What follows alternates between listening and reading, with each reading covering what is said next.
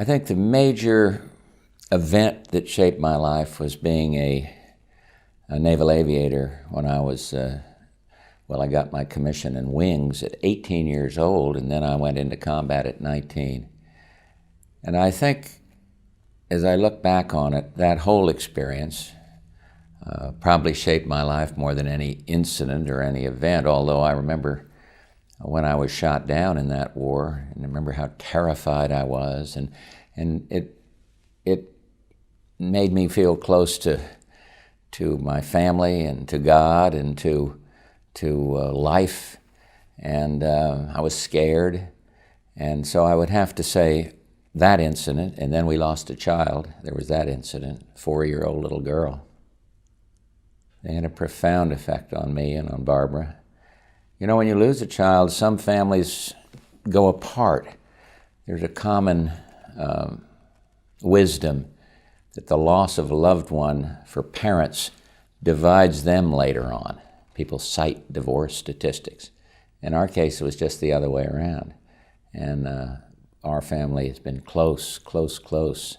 And Barbara and I have been married for over 50 years. And I think that horrible incident drew us even closer together.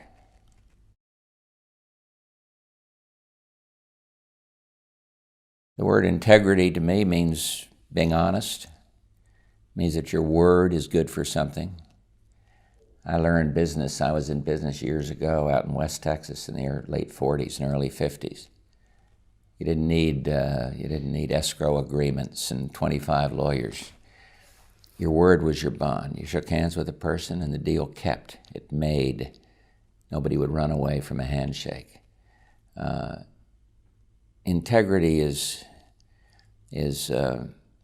having your word of honor so sacrosanct that others trust you.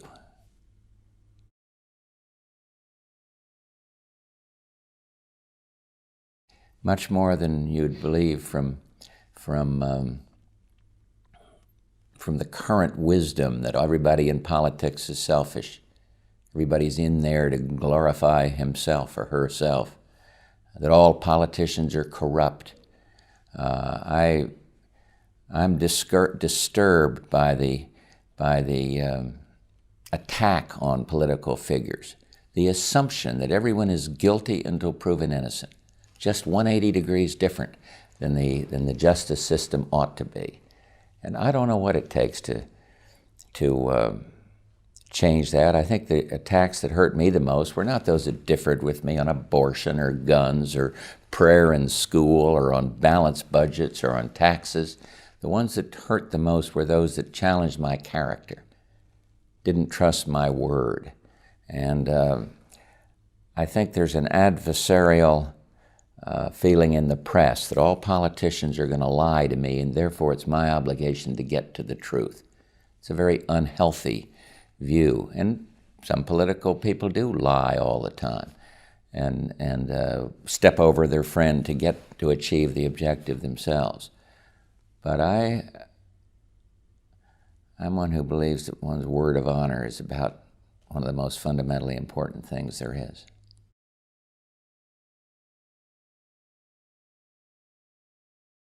Well, this may sound like a cliche, but the proudest moment, or put it this way, the proudest thing in my life is that my children came home.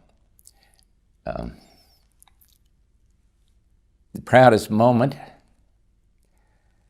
was, I guess, domestically when I signed a piece of civil rights legislation known as the ADA, doing something for the disabled. Massive piece of civil rights legislation that put disabled people, 50 million of them, into the mainstream, or at least removed legal obstacles to their being in the mainstream. And the proudest moment internationally was when we prevailed over a brutal dictator, formed a coalition that overcame public opinion in this country, cynicism in the press, reluctance in the Congress to do what was right. To say that a country, this instance Iraq, with the 4th largest army in the world, was not going to brutalize its neighbor, take over its neighbor by force.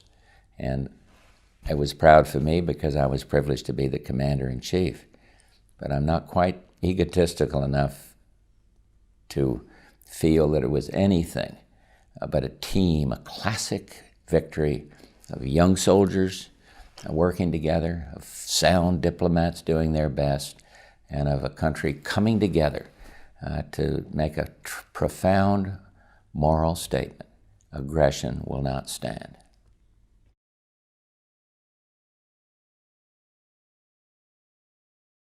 Well, nobody likes to lose. I used to call home when I was a 14-year-old soccer player away at school and tell my mother, I got 3 goals today. And she'd shake me off over the long-distance phone and say, it doesn't matter, how'd the team do? And I guess I was going to answer the question that the biggest difficulty was losing a presidential election, losing a race for the United States Senate. I thought the world was going to end for me politically.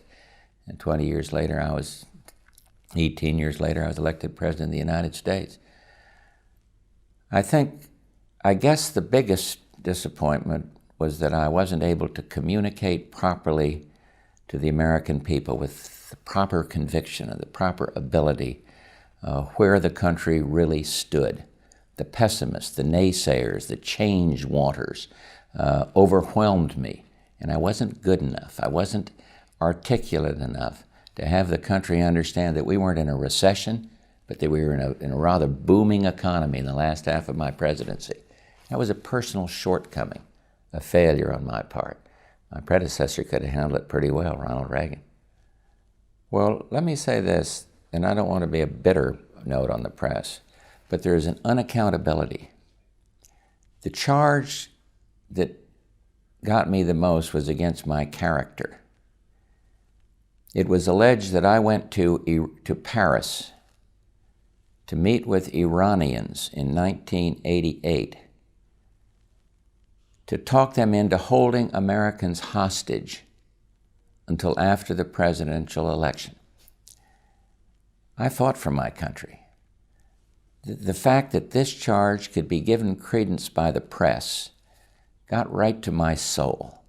The fact that it caused the Congress to spend $2 million running down this outrageous charge against my very soul really affected me. And it still does. And it will to the day I die. I fought for my country. And to suggest that I would make an insidious deal like that with Iranians so that Ronald Reagan and I could win an election, it was horrible. And I fault the press for that. I fault them for their unaccountable charges that were subsequently shown to be totally false. And I fault the Congress from pursuing this outrageous allegation against my character. Good friends there on the Democratic side insisting on the hearing. In a sense, I'm glad they did, because now there was total vindication, and these charges were shown to be totally erroneous. But it hurt, because it transcended politics for me. It got to what I am. Would I do that? I went to a missing in action POW meeting just before the election. And some idiot got up and started yelling me that I knew there were live Americans in Vietnam and I was unwilling to bring them home. Look, that had nothing to do with Vietnam prisoners. What it had to do with was character. Would an American president, would I, who fought for my country and did my level best, leave an American incarcerated knowing that we could do something about it? And the answer was no. It's the attack on character. It's the attack on your very fiber, your being, that hurts. And who's guilty? Well, I think to some degree the press is much more unaccountable and ferociously adversarial. And I think there's some that have accepted the view that, well, this might well be true. The man doesn't have the character. And I did. I made mistakes. Screwed things up real bad on a lot of things. Couldn't get things done the way I wanted. But it wasn't because I was a couple of quarts low on character.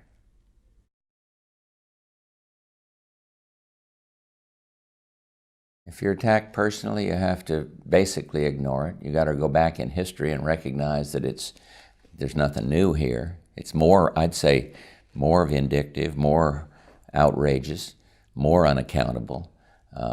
The way that Franklin Roosevelt was treated in the presidency by the press is entirely different than the way President Clinton or me or President Reagan were treated. There's been an evolution of incivility, but that isn't to say that there weren't in our history ferociously nasty editorials and charges and countercharges that weren't true. So I guess the answer is you have to have a relatively thick skin. You got to turn the other cheek. You got to try to do what your little kid in high school, make friends and go the extra mile to see that the critic knows where you're coming from. But it can be ugly. There's a pack mentality today. And one hound gets out in front and the rest of the pack are baying at the heels of whoever it is that's being pursued. It's not a good thing. And so what do you do when you're under fire? Try to tell the truth. Try to give it your best shot. Don't take it too personally. And get on with your life.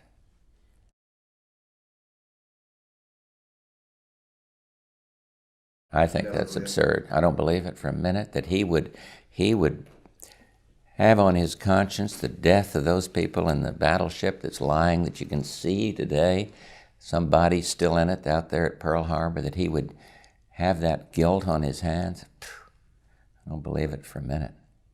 I think there have been cases in history where the disclosure of information would cost more lives, and the price for not disclosing it might have been a life. But, I think commanders-in-chief face dilemmas, but I don't think Roosevelt would ever be guilty of permitting a Pearl Harbor so as he could mobilize public opinion to bring the United States into the war on the side of our allies against fascism and our side of our allies against imperialism.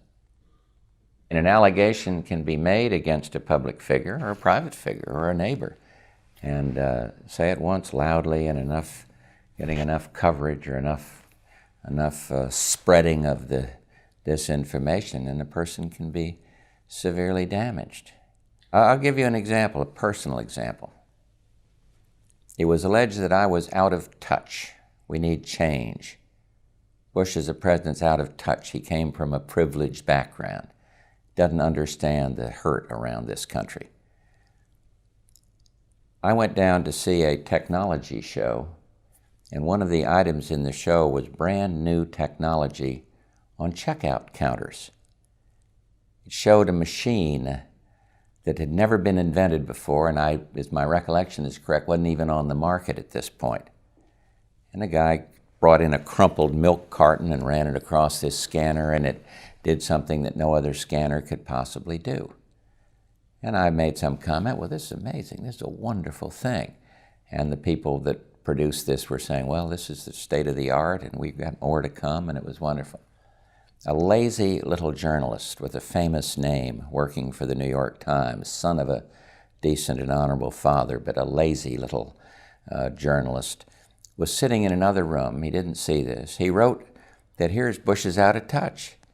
He saw a scanner. He didn't even know that at supermarkets you can scan something.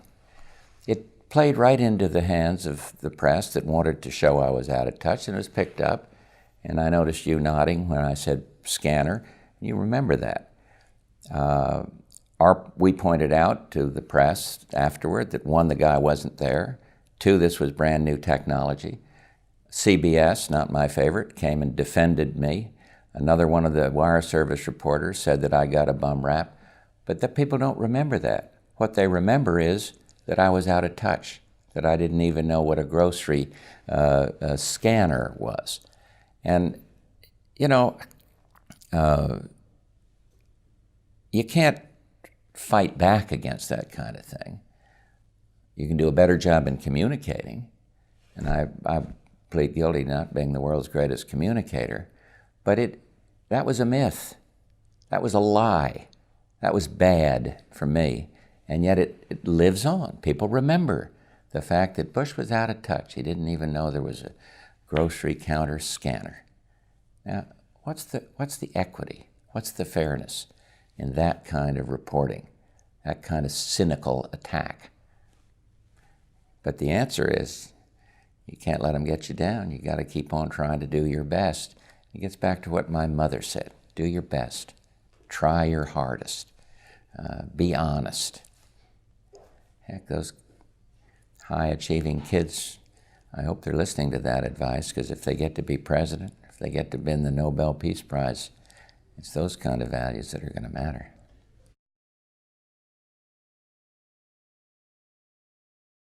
Well, Abraham Lincoln truly inspired me.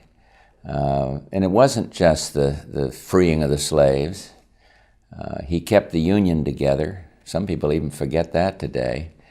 But what I think inspired me was the fact that in spite of being the President of the United States, he retained a certain down-to-earth quality.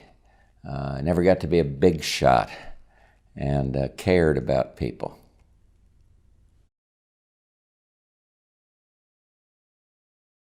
There were a lot of books I had to read. One of the historians here in Williamsburg talked about War and Peace. He read that in college. I had to read that in school. And it was an inspiring, lengthy treatise. I read it twice. Taught me a lot about life. I can't remember a specific book that inspired me. There was a marvelous book by Salinger called Catcher in the Rye. There was a book about discrimination called Gentleman's Agreement.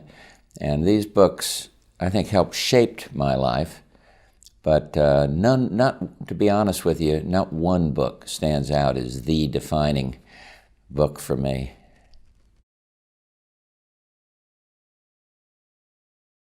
Passion is terribly important. You've got to feel something strongly. If you don't feel something strongly, you're not going to achieve. You're not going to go the extra mile. Passion is important in relationships, important in a man-woman relationship, letting the other person know that you really love her and that you care. And so it's a powerful word, but without passion, without really believing something, it's hard to achieve.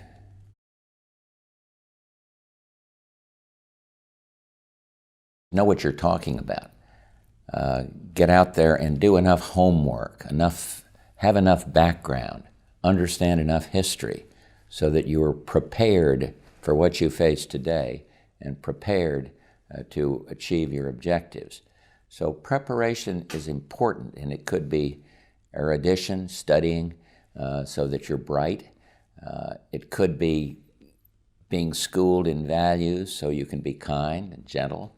It could be a lot of things, but preparation, particularly for the younger people who haven't really experienced the real business of living, it means work, and it means broadening yourself so that you can better perform, better achieve objectives.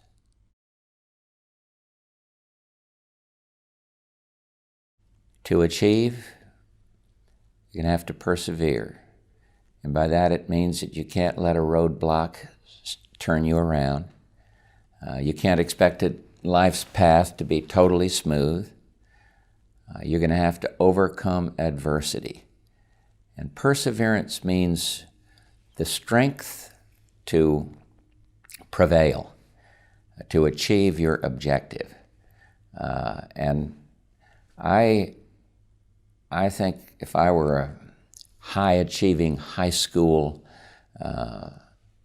kid, privileged to attend the meetings like the one I'm attending now in Williamsburg, Virginia, I would say you've come a long way, you're better than your peers, but you're just beginning.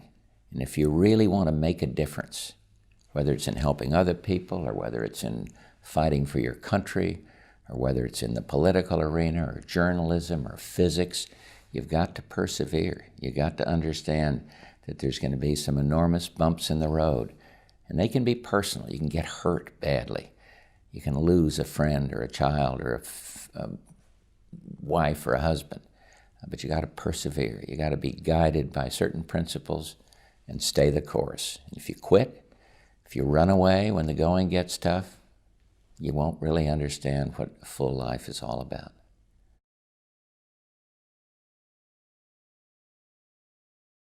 Courage is a terribly important value.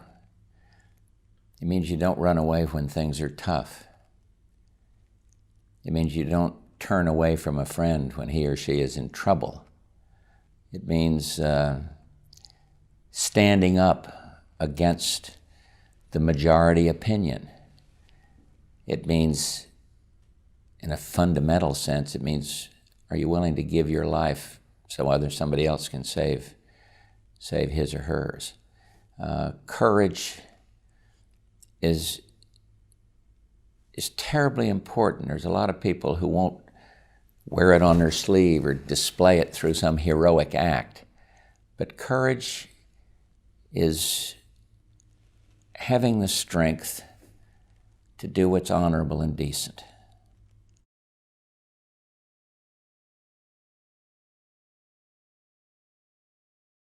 If I were to give advice to young people, high-achieving young people, for example, as assembled here in Williamsburg as I do this interview, I'd have to say, don't neglect your family. Politics is important. Sitting at the head table is glamorous. Traveling around the world trying to do something for world peace was wonderful.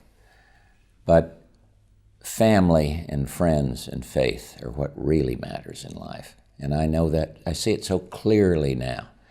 And so as they climb a ladder of achievement, I'd simply say, remember what Barbara Bush told those girls at Wellesley. What happens in your house is more important than what happens in the White House. And it's true. It's so 100% true. And that means each of these achievers must find some way to not only stay in touch with family, but to help others who might not be blessed with family, to strengthen the American family.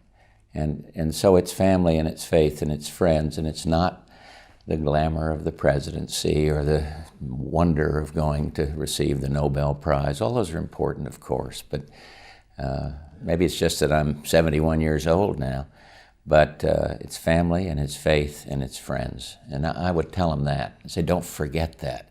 In your brilliance, don't turn your back on your friends. Don't think you're entitled to something because you're smarter than the next guy.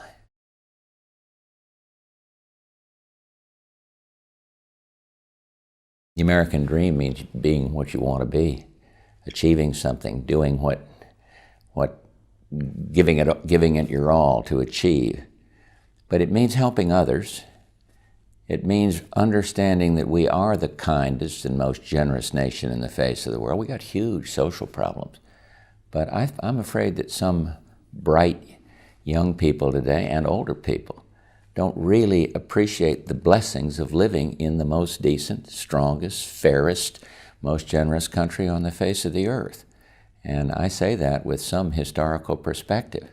So the American dream means giving it your all, trying your hardest, accomplishing something, and then I'd add to that giving something back.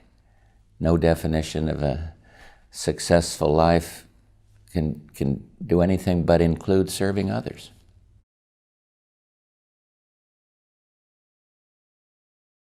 Vision's an interesting word. I'm the president that the National Press Corps felt had no vision.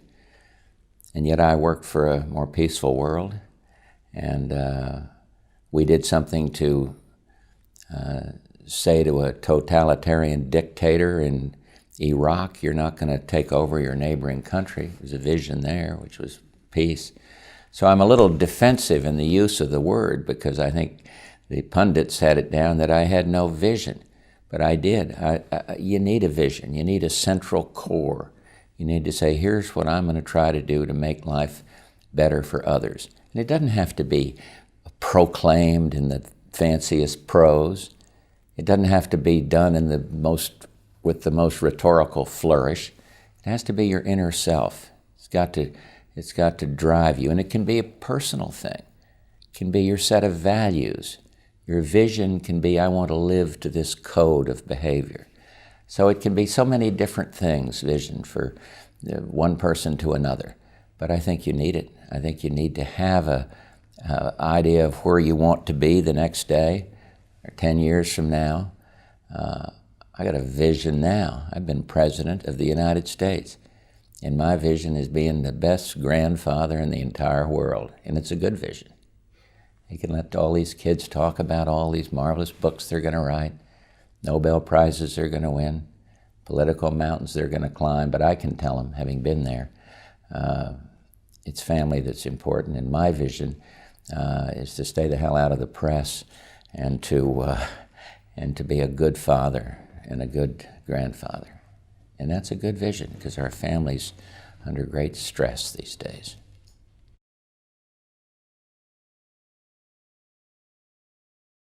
Nobody's ever accused me of being a superior communicator. If I could have conveyed to the American people the concerns I had and my heartbeat a little more clearly, maybe I would not be unemployed and retired, and I might not be this happy either. But I learned a lot from Ronald Reagan about communication. Never got to be in his league in terms of it, but he could say something, and the American people might not agree with the issue, but they could empathize with this. He could communicate in a marvelous way with humor and conviction. And I suppose it's a skill you can learn, but I was kind of figured, well, if I do my best and try my hardest, there'll be some good things, there'll be some failures, and American people will judge me on all of that, and they will. They will in time. It takes time. I'm not going to write a memoir. Let somebody else figure out whether my shortcomings and my possible successes.